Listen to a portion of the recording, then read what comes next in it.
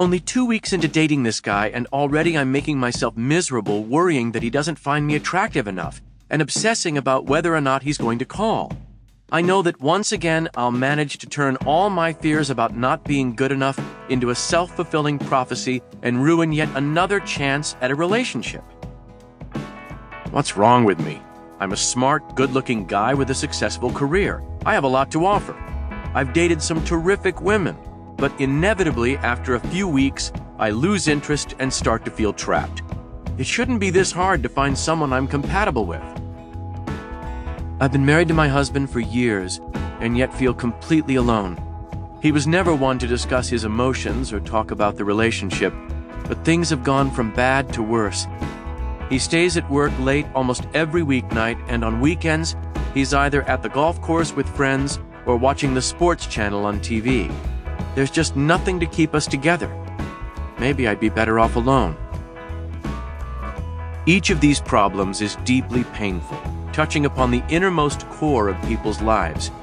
And yet no one explanation or solution fits the bill.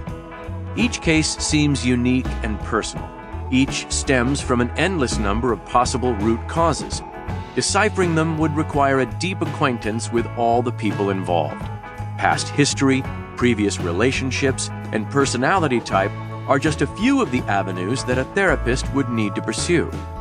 This, at least, is what we as clinicians in the field of mental health were taught and believed, until we made a new discovery, one that provided a straightforward explanation for all three problems described and many more.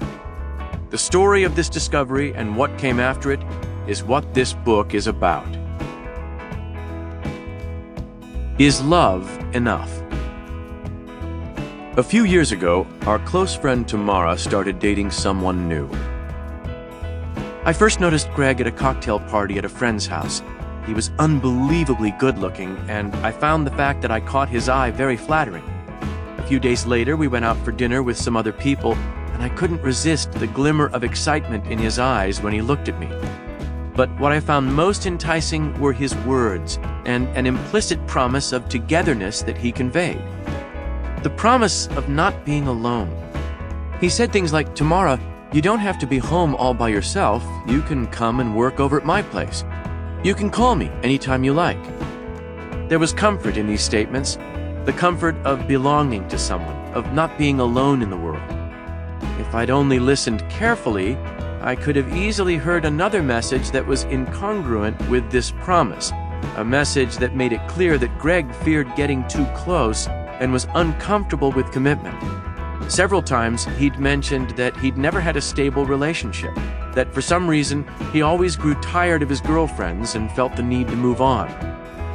Though I could identify these issues as potentially problematic, at the time I didn't know how to correctly gauge their implications. All I had to guide me was the common belief that many of us grow up with, the belief that love conquers all. And so I let love conquer me. Nothing was more important to me than being with him. Yet, at the same time, the other messages persisted about his inability to commit. I shrugged them off, confident that with me, things would be different. Of course, I was wrong. As we got closer, his messages got more erratic and everything started to fall apart. He began telling me that he was too busy to meet on this night or that. Sometimes he'd claim that his entire work week looked crazy and would ask if we could just meet on the weekend.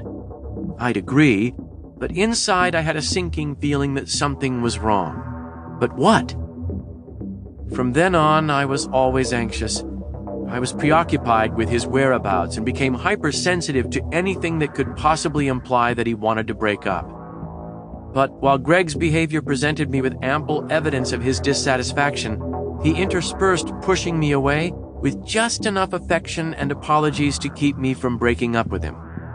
After a while, the ups and downs started to take a toll, and I could no longer control my emotions.